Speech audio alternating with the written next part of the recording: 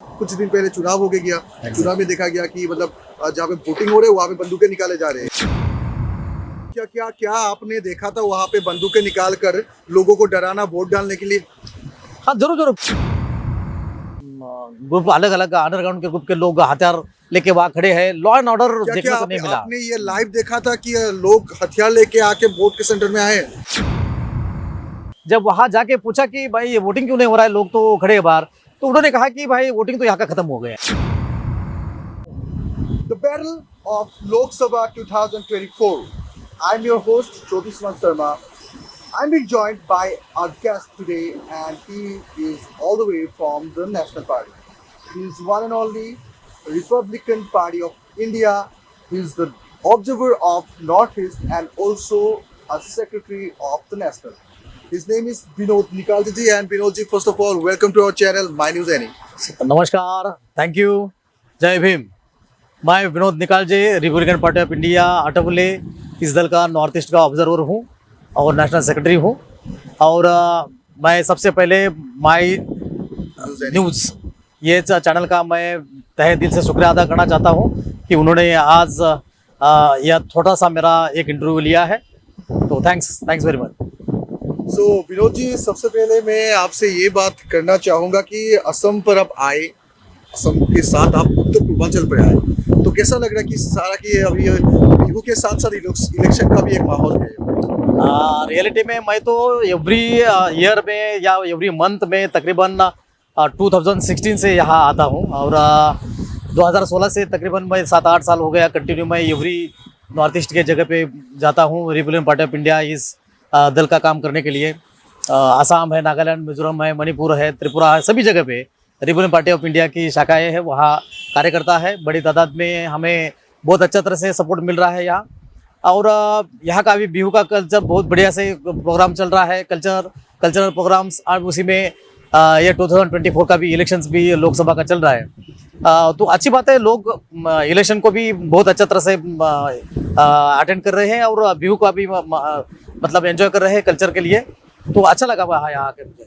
बात करेंगे हम लोग इलेक्शन के बारे में, जरूर बात करेंगे, उसके लिए आप यहाँ पे मौजूद है। और लेकिन उससे पहले मैं आपको जानना चाहता हूँ कि मतलब नॉर्थ ईस्ट में आपका सबसे फेवरेट फूड कौन सा है? मतलब असम पर आपको क्या खाने के लिए मजा आ रहा है? असम में तो रियलिटी 7-8 साल से आता हूँ मैं, तो मैं असम थाली खाना बहुत पसंद करता हूँ। उसमें सभी टाइप के असम के खाद्य पदार्थ जो है वो मिलते हैं और अच्छा लगता है। एक फूड का मैं वही ज़्यादा से ज़्यादा पसंद करता हूँ और बहुत बार मैं खा चुका हूँ यहाँ, तो अच्छा लगा मुझे वो फूड। बहुत बहुत धन्यवाद। और विनोद जी, अभी कुछ पॉलिटिकल सवाल आपसे जरूर मैं पूछना चाहूँगा।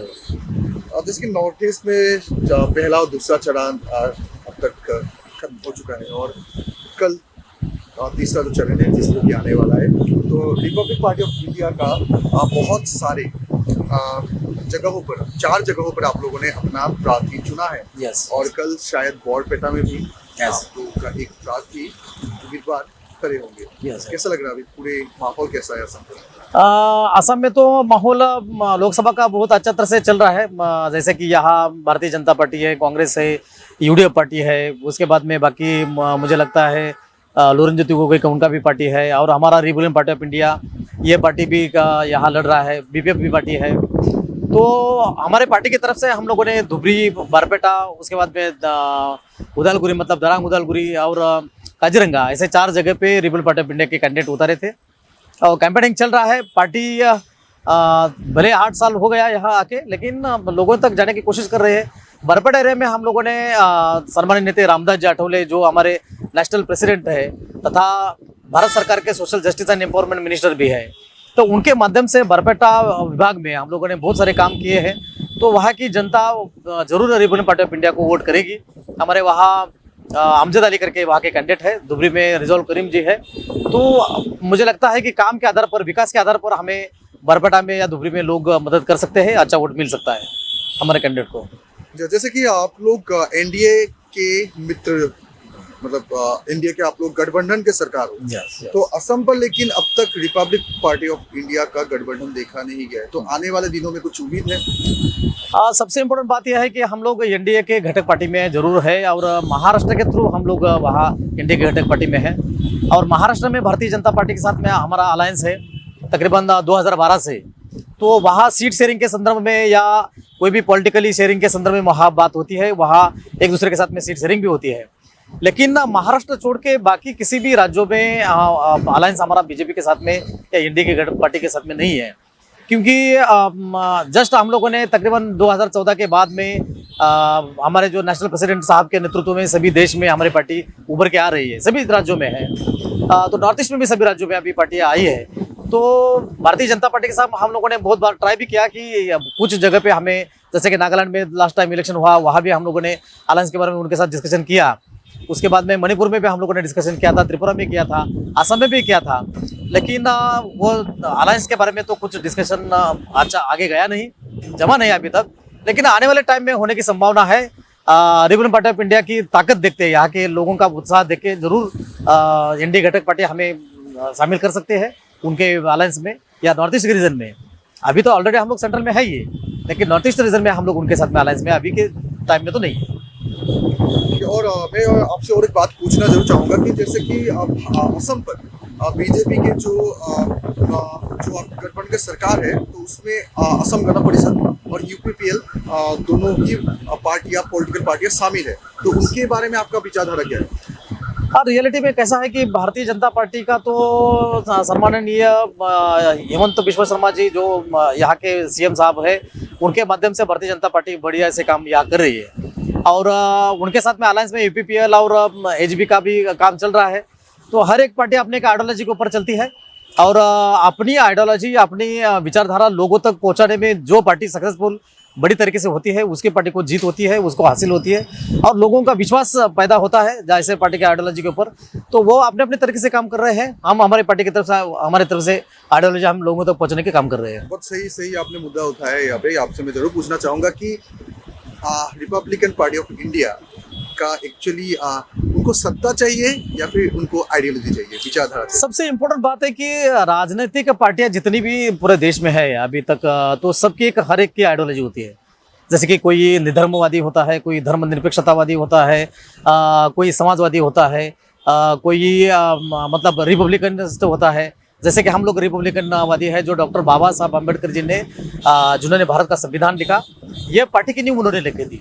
और उनका ऐसा कहना था कि भारत देश में रहने वाले सभी जाति, धर्म, पंथ, प्रांत, सभी लोगों ने इकट्ठा आके यहाँ लोगों के फंडामेंटल राइट्स मिलवा के देने के लिए, लोगों के मूलाधिकार मिलवा के देने के लिए संघर्ष करके भी उन लोगों तक, लोगों के काम करने के लिए ये पार्टी स्थापित करना चाहिए। और सत्ता में आने के बाद में गरीब लोगों के लिए, सभी लोगों के लिए न्याय देने का काम ये पार्टी की तरफ से होना चाहिए। जैसे कि स्वतंत्रता, समता, बंधुता और न्याय के आधार पर यह पार्टी 4 सूत्री के ऊपर चलती है। तो बाबा साहब का ये कहना था कि यह पार्टी के माध्यम से सभी लोगों ने एक जगह पे आके इस भारत में रहने वाले लोगों को न्याय मिलना चाहिए, चाहे वो गरीब हो, चाहे वो कोई भी जात धर्म का हो, सभी को समान तरीके से न्याय मिलना चाहिए। इसके लिए हमारी ये आइडियोलॉजी है। और आइडियोलॉजी सक्सेसफुल करने के लिए राजकीय सत्ता में जाना बहुत जरूरी होता है, राजकीय सत्ता हस्तगत करना बहुत जरूरी होता है। और देश ने डॉक्टर बाबा साहब अम्बेडकर जी के माध्यम से, भारतीय संविधान के माध्यम से पार्लियामेंट्री डेमोक्रेसी का स्वीकार किया है, जो कि संसदीय लोकशाही हम लोग उनको बोलते हैं। तो संसदीय लोकशाही में राजनीति करनी ही चाहिए। एवरी पार्टी, जो पार्टी पॉलिटिकल पार्टी निर्माण होती है, उन्होंने इलेक्शन खेलना ही चाहिए। और संसदीय लोकशाही को मजबूतीकरण तभी आता है जब पार्टियां इलेक्शन खेलती है। एक ही जगह पे अनेक पार्टियां जब इलेक्शन खेलती है, तभी रियलिटी में लोकशाही, जिसको बोलते हैं पार्लियामेंट्री डेमोक्रेसी, ये साबित होती है कि इस देश में पार्लियामेंट्री डेमोक्रेसी चल रही है। तो कहीं डिक्टेटरशिप में कभी ऐसा नहीं होता है, या कोई प्रेसिडेंशियल डेमोक्रेसी जिस जगह पे होती है उस जगह पे भी 2 पार्टी सिर्फ रहती है। लेकिन हमारे भारत में पूरे वर्ल्ड से एक अलग डेमोक्रेसी यहाँ देखने को मिलती है, और पूरे वर्ल्ड में सबसे बेस्ट डेमोक्रेसी हमें भारत में है। इसलिए हमें बहुत बड़ा गर्व है। मैं आऊँगा और इस बारे में और भी बात करूंगा, लेकिन मैं आपसे और एक बात जानना चाहूँगा कि आपको नॉर्थ ईस्ट के ऑब्जर्वर के रूप में यहाँ पे भेजा गया है। Yes. तो एक बात मैं आपसे जरूर जानना चाहूँगा कि अपना ही बहन, यानी कि नॉर्थ ईस्ट को 7 सिस्टर के नाम से जो भी जाना जाता है, अपना ही बहन राज्य मणिपुर में, लेकिन हिंसा अभी तक कम नहीं हुआ है। देखा जा रहा है मणिपुर के क्लेश तो आए दिन भर निकलते आ रहे हैं, उभरते आ रहे हैं, लेकिन अभी तक उसका क्लेश जो है ठंडा नहीं हुआ है। कुछ दिन पहले चुनाव हो गया, चुनाव में देखा गया कि मतलब जहाँ पे वोटिंग हो रहे है वहाँ पे बंदूकें निकाले जा रहे हैं। क्या हो रहा है, असली मामला क्या है? रियलिटी में इस बात के ऊपर बहुत बड़ा दुख है। हम लोग एनडीए में घटक पार्टी में है, फिर भी हम लोगों ने हमारे नेशनल प्रेसिडेंट सम्माननीय रामदास जाटोरी साहब के माध्यम से हो, हमारे महेश्वर थावनाव जहाँ के मणिपुर के हमारे लीडर है, अभी वो वहाँ कंटेस्टिंग कर रहे थे, उन्होंने किया, अभी जस्ट उनका इलेक्शन 19 को हो गया। तो बड़ी दुख की बात है कि पार्लियामेंट्री डेमोक्रेसी में या भारत की डेमोक्रेसी जो चल रही लोकशाही के देश में ऐसा एक जगह है कि उस जगह पे आज भी तकरीबन 1 ईयर से कि वहाँ के लोग अशांतता है, वहाँ के लोगों के मतलब नॉर्मल लाइफ जीने के लिए बहुत बड़े प्रॉब्लम्स क्रिएट हो रहे हैं। तो गवर्नमेंट से हम लोगों ने अपील की थी, सेंट्रल गवर्नमेंट से भी अपील किया है, हम लोग एनडीए पार्टी में है, फिर भी रिपब्लिकन पार्टी में अपनी खुद की आइडियोलॉजी है, हमारा खुद का काम है और लोगों के प्रति हमें प्यार है, लोगों के प्रति हमें लोगों का भला करने के लिए, उनको न्याय दिलाने के लिए हमारी पार्टी काम करती है, हमारी वही विचारधारा है।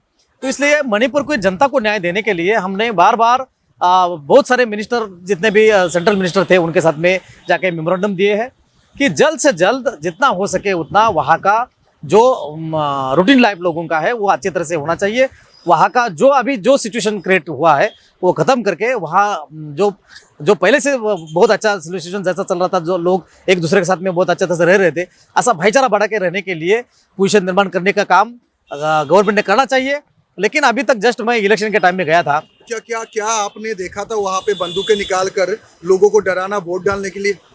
हाँ जरूर, क्योंकि मैं जिस तकरीबन 40% से ज़्यादा बूथ के ऊपर मैं मेरे जो हमारे पार्टी के जो कैंडिडेट थे उनके साथ में हम लोग मणिपुर में बहुत सारे जगह पे बूथ विजिट करने के लिए 19 को हम लोग गए थे।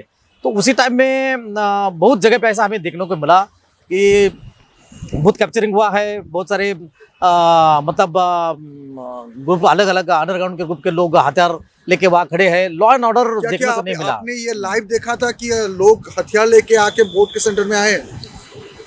बहुत सारे लोग जो कि बूथ सेंटर के बाहर जो खड़े थे, जब हम लोगों ने देखा कि वहाँ वोटिंग नहीं हो रहा है, जब कैंडिडेट के साथ में हम लोग अंदर गए, जब वहाँ जाके पूछा कि भाई ये वोटिंग क्यों नहीं हो रहा है, लोग तो खड़े हैं बाहर, तो उन्होंने कहा कि भाई वोटिंग तो यहाँ का खत्म हो गया है।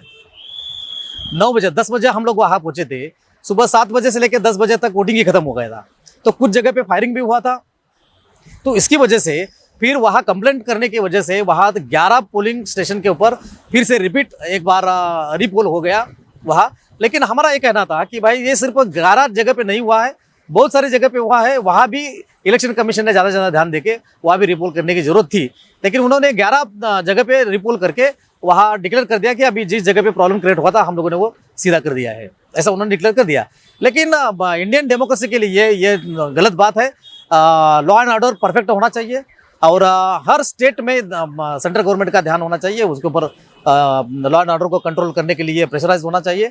तो मैं सिर्फ यही विनती करता हूँ कि जो हमारे जो नेशनल में बैठे हुए सब जो बड़े बड़े लीडर हैं, जो एनडीए के घटक पार्टी में जितने भी पार्टियां हैं, कि मणिपुर की स्थिति जल्द से जल्द अच्छी हो, वहाँ के लोगों को नॉर्मल लाइफ में लाने की कोशिश करना चाहिए। सभी पार्टी ने इसके ऊपर काम करना चाहिए। जी, मैं एक पर्सनल सवाल आपसे पूछना चाहूँगा कि आपने देखा था कि वहाँ पे उन्होंने कुछ बताया होगा कि वो किन पार्टी से बिलोंग करते थे जिन्हें हथियार लेकर आकर वहाँ पे वोट रोकने की कोशिश की? तो नहीं, किन पार्टियों के बारे में ऐसा किसी का नाम उन्होंने नहीं बताया, लेकिन वहाँ बूथ कैप्चरिंग हुआ था ये तो हम लोगों ने आंखों से देखा था। और उसके बाद में फिर उसका रिपोलिंग भी हो गया, ये भी डिक्लेरेशन हो गया, वहाँ के न्यूज़ चैनल ने भी डिक्लेरेशन कर दिया था कि आप बूथ कैप्चरिंग हुआ है, वहाँ बहुत सारे न्यूज़ में भी आया था। तो ये रियलिटी था कि बूथ कैप्चरिंग हुआ था। तो इसलिए मतलब नॉर्मल लाइफ से लोगों ने वोटिंग करना चाहिए, डेमोक्रेसी का यही अर्थ होता है। तो वहाँ ऐसा जल्द से जल्द कभी निर्माण होगा। इसलिए रिपब्लिकन पार्टी लेकिन मणिपुर जनता के साथ में रहेगी और उनको न्याय देने के लिए किसी के ऊपर अन्याय नहीं होना चाहिए। इसके लिए मणिपुर के जनता के साथ में रिपब्लिकन पार्टी 100% उनके साथ में रहेगी, संघर्ष करके उनको न्याय मिलवा के देने के लिए काम करेगी। काफ़ी आपने गंभीर आरोप लगाया। एक्चुअली असल में जो हुआ है वो जो आपने आंखों देखा, ये आपकी कहानी है, जो कहानी नहीं बोलना चाहूँगा कि जो रियलिटी है जो आपने आंखों पे देखा है आपने। जी, मैं और एक सवाल आपसे जरूर पूछना चाहूँगा कि मणिपुर को छोड़कर नॉर्थ ईस्ट के और किसी राज्यों पे आपने देखा था ऐसे हिंसात्मक कुछ घटना होते हुए? नहीं, बाकी के राज्यों में मुझे लगता है कि मैं बहुत जगह पे जाके आया हूँ, लेकिन बाकी की जगह पे तो मुझे ऐसा कहा दिखने को मिला नहीं है। सिर्फ मतलब मणिपुर में थोड़ा सा दिखने को मिला। लेकिन जैसे कि अभी आसाम में भी इलेक्शन हुआ है, उसके बाद में नागालैंड हुआ है, सब जगह पे हुआ है।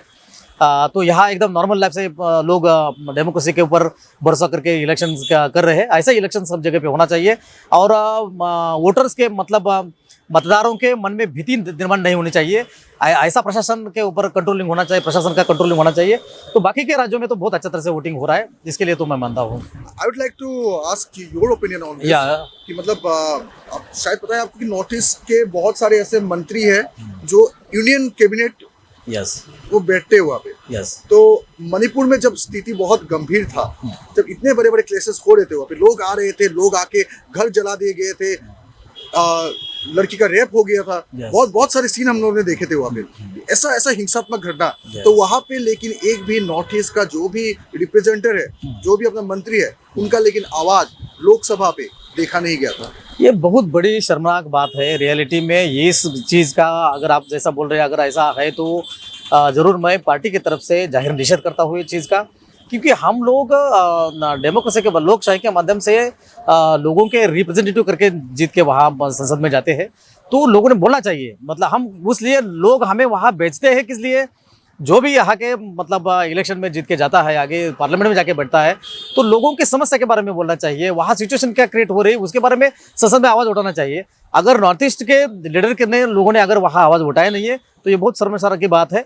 और ये चीज़ का मैं ज़रूर रिपब्लिकन पार्टी ऑफ इंडिया से तरफ से जाहिर निषेध करता हूँ, क्योंकि हर एक ने आवाज़ उठाना चाहिए। हर एक कॉमन पीपल का भी ये वर्क काम है और हर एक जैसे कि मेंबर ऑफ पार्लियामेंट का भी काम है, सभी ने इसके ऊपर आवाज़ उठाना चाहिए और ज़्यादा से ज़्यादा शांतिता प्रस्तावित करने के लिए अपना योगदान देना चाहिए।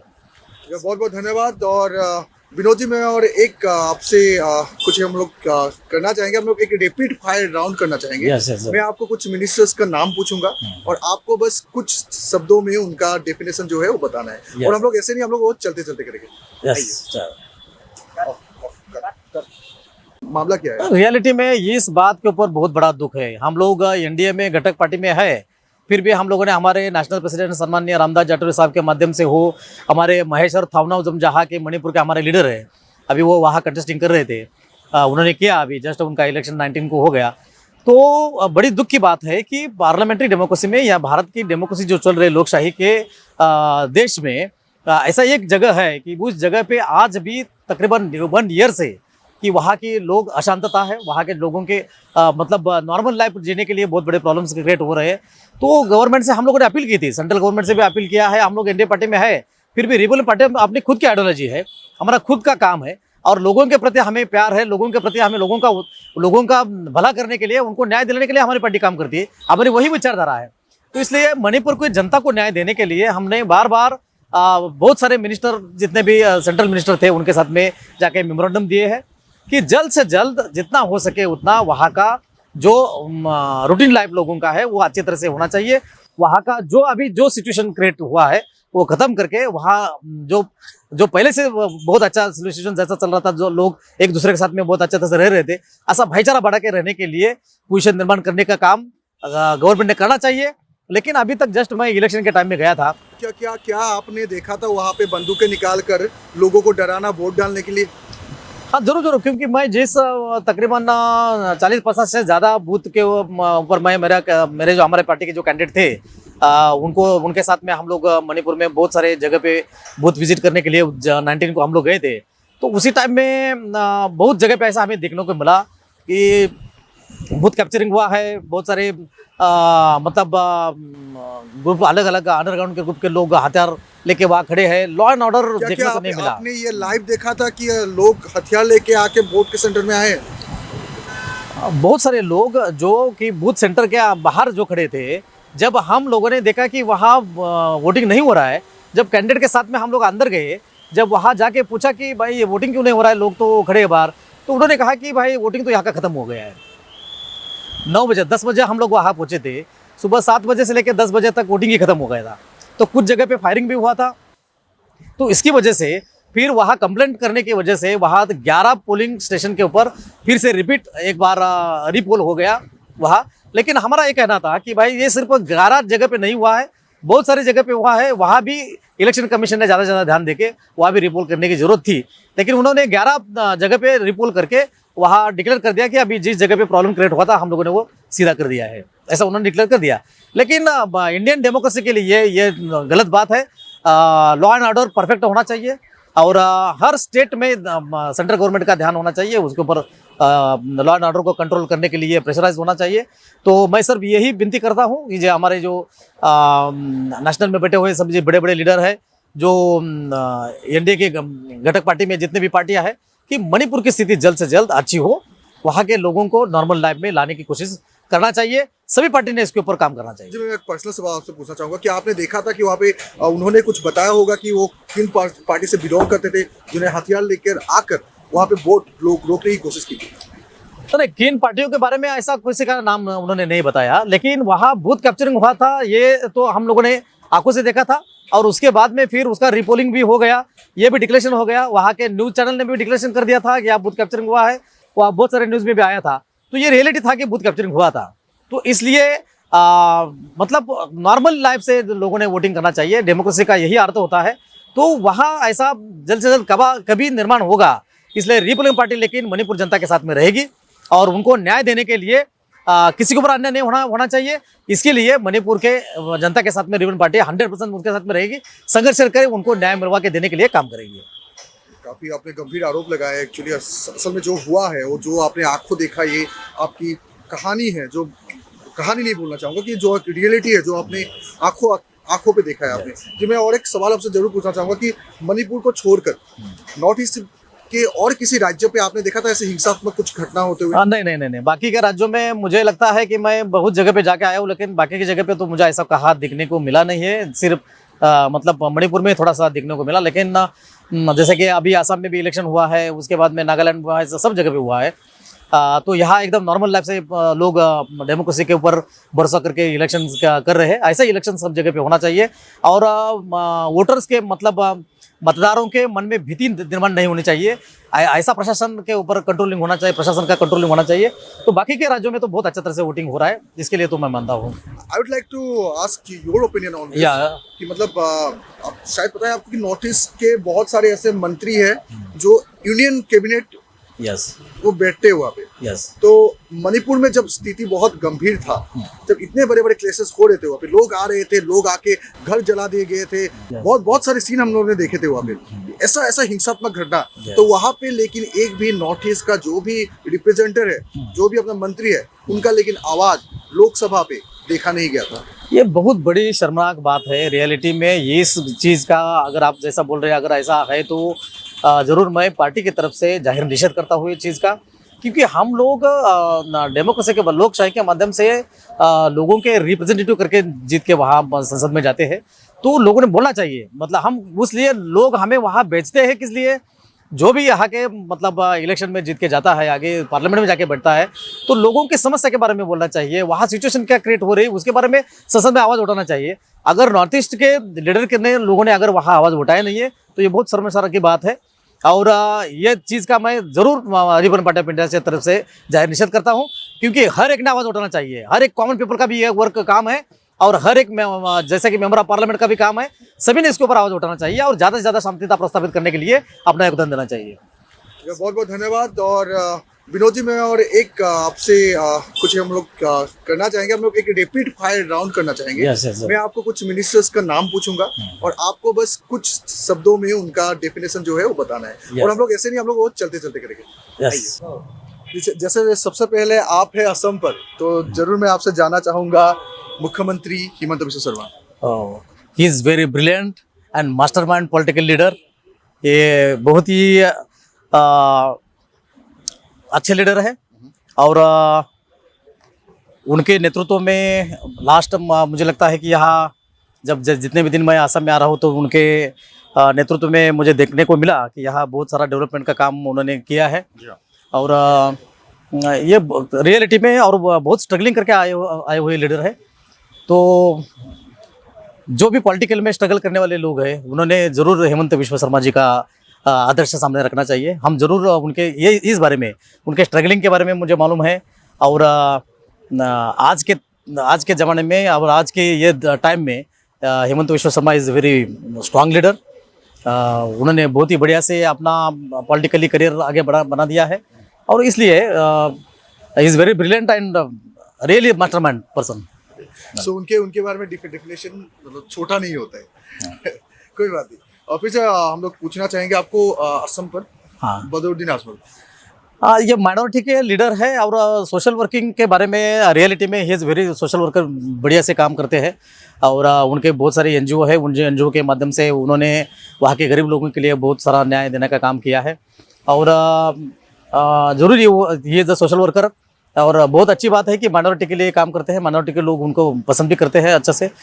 लेकिन मेरा भी सिर्फ इतना कहना है कि लीडर तो बहुत अच्छे हैं, लेकिन ज़्यादा से ज़्यादा कोई भी धर्म के बारे में, जात के बारे में लोगों के बीच में तेढ़ निर्माण ना हो, ऐसा काम करना चाहिए। और लोगों का जीवन नॉर्मल कैसा हो जाए उसके बारे में सोच के लीडरशिप करना चाहिए। Thank you. और गौरव गगई। गौरव गोगोई जी अभी आने वाले टाइम में मुझे लगता है कि असम में एक बहुत ही उभरता नेतृत्व है। और संसद में उनके बहुत सारे स्पीचेस भी मैंने सुने हैं, तो बहुत ही अच्छा स्टडी करके वो स्पीचेस देते हैं। तो आने वाले टाइम में मुझे लगता है कि कांग्रेस तो पूरा देश में ख़त्म होने जा रहा है, तो गौरव जी गोगोई को देख के मुझे ऐसा लगता है कि आने वाले टाइम में असम में बहुत सारा समाज या यहाँ के रहने वाले असम के पीपल्स उनको लाइक करना चालू करेंगे। क्योंकि एक उनका स्टडी पूर्ण सब्जेक्ट रहता है, सब्जेक्ट के ऊपर स्टडी करते हैं वो और उसके बारे में बात करते हैं। तो ऐसे ब्रिलियंट लीडर हम ज़रूरी है समाज के लिए, समाज को न्याय देने के लिए, समाज का हित करने के लिए ऐसे लीडर की ज़रूरत होती है। ज़रूर उनका फ्यूचर आगे बहुत अच्छा है, उन्होंने काम करते रहना चाहिए, ज़रूर उनको सफलता मिलेगी। तो बैठ के हम लोग इस साइड लोकेशन पे बैठे क्या, ये थोड़ा इस साइड पे लोकेशन बैठे। और जी हाँ, तो अभी मैं आना चाहूँगा थोड़ा नेशनल में। जैसे कि हम सभी को पता है अभी वो आम आदमी पार्टी के चीफ मिनिस्टर अरविंद केजरीवाल जी अभी जेल पे, तो उनके बारे में आपका विचार क्या है? कैसा है कि उनके ऊपर का ऑलरेडी केस हुआ था कुछ लेकर के संदर्भ में, कुछ परमिशन का संदर्भ ऐसा कुछ, तो एक उनके ऊपर का एक ये था केस था। तो केस का उसी टाइम में जैसे कि मुझे लगता है कि भारतीय जनता पार्टी के ऊपर आरोप होता है कि वो इलेक्शन के पहले उनको अरेस्ट किया, लेकिन रूटीन में जब उनके ऊपर केस किया था, पहले ही कल गवर्नमेंट की तरफ से था, तो तभी उनको उसी टाइम में मतलब क्लैरिफिकेशन करने के लिए उन्होंने अरेस्ट कर दिया है।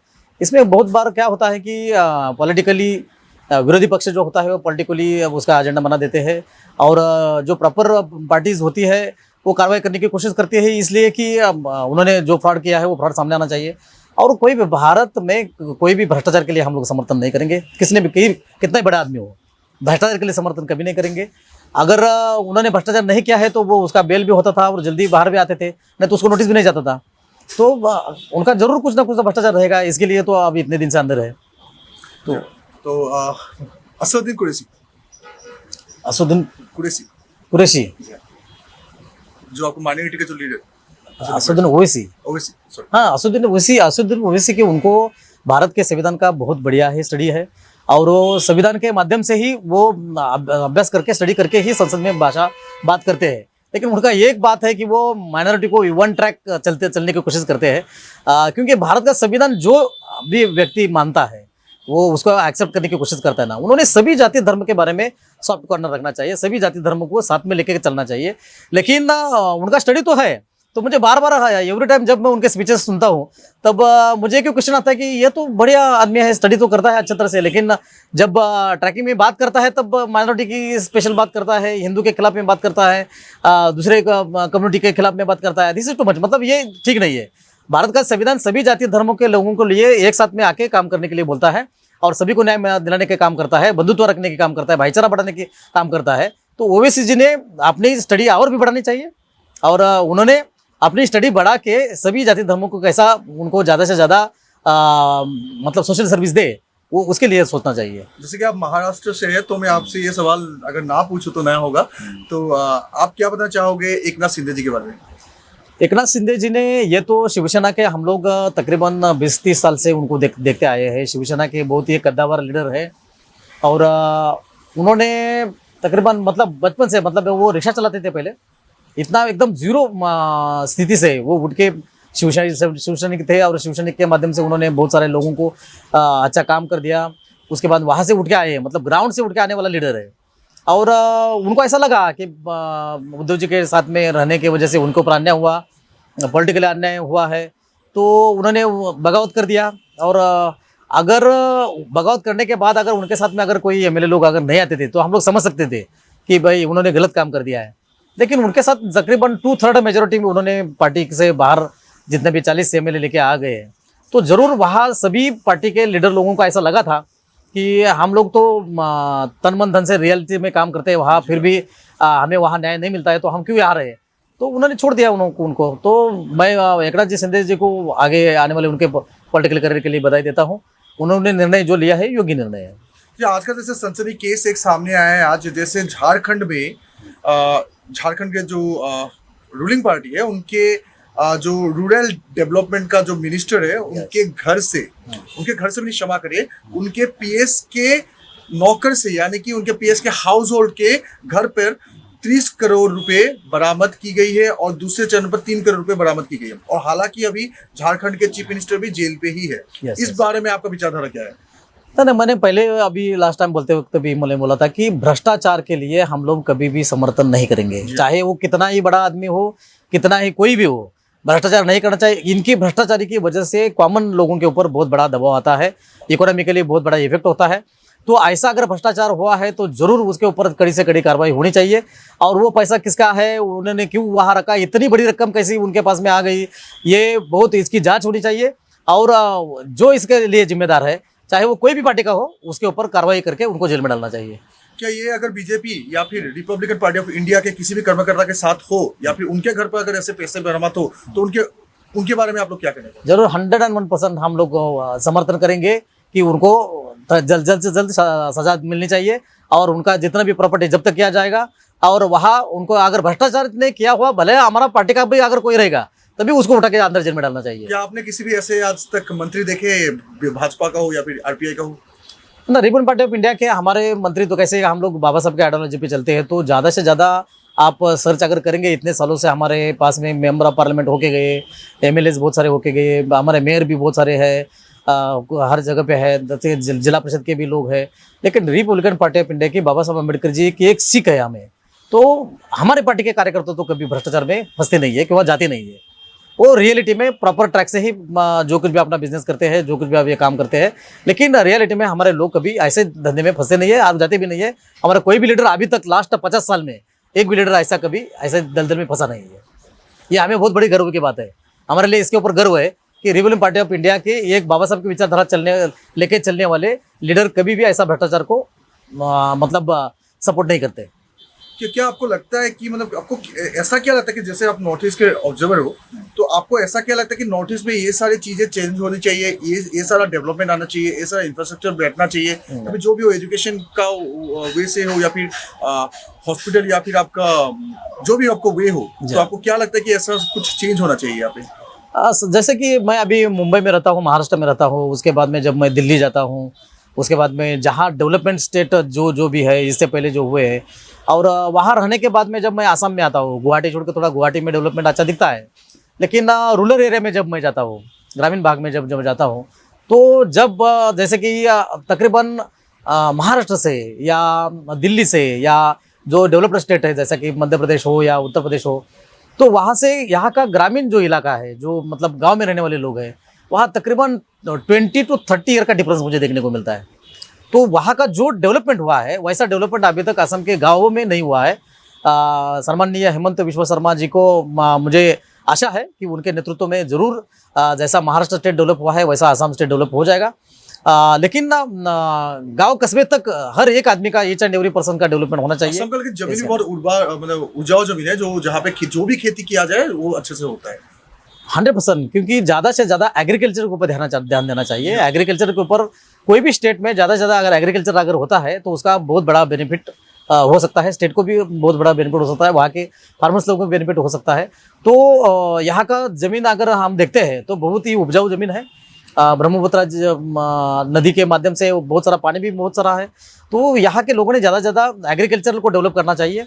एग्रीकल्चर के माध्यम से यहाँ का रेवेन्यू भी बढ़ सकता है और लोगों के लिए बहुत अच्छा तरह से उनका रहन सहन भी बदल जाएगा। जब आप आरपीआई के सभी कर्मकर्ता या फिर आप लोग के सभी लीडर के साथ आप बैठ के जब बात करोगे नॉर्थ ईस्ट के बारे में या फिर असम के बारे में, तो आप असम और नॉर्थ ईस्ट के अच्छी बात क्या बोलना चाहोगे?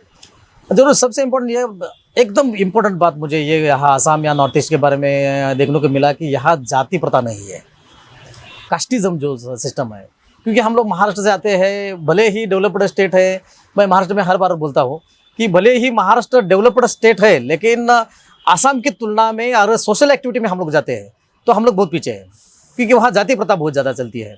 लेकिन आसाम हो या बाकी के जगह पे नॉर्थ ईस्ट में मैंने देखा कि कास्टिज्म ज़्यादा नहीं है, ये सबसे बड़ी बात है।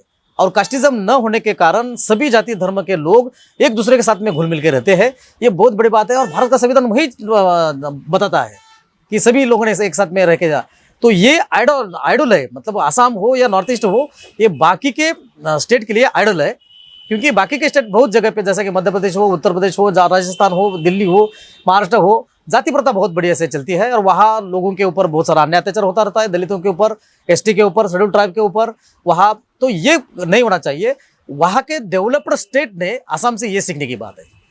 ये बहुत अच्छा लगा मुझे। बहुत बहुत धन्यवाद विनोद जी। और जैसे कि आपको मैं शुभकामना देना चाहूंगा कि आने वाले बहुत चरण अब तक बाकी है, 7 चरण अब तक बाकी है, तीसरा चरण कल होने वाला है। तो आने वाले चरणों के लिए आरपीआई जो पार्टी के सभी कर्मकर्ता को और आप लोगों को हार्दिक अभिनंदन ज्ञापन करना चाहूंगा। Thank you very much. और मुझे बहुत अच्छा लगा। मैं तहे दिल से फिर एक बार शुक्रिया अदा करना चाहता हूँ, मुझे टाइम दिया। और थैंक यू। जय Bhim. Thank you so much, and keep watching our channel and keep watching our special show, which is Let's Speak with the Leaders. I'm your host, Jyotisman Sharma.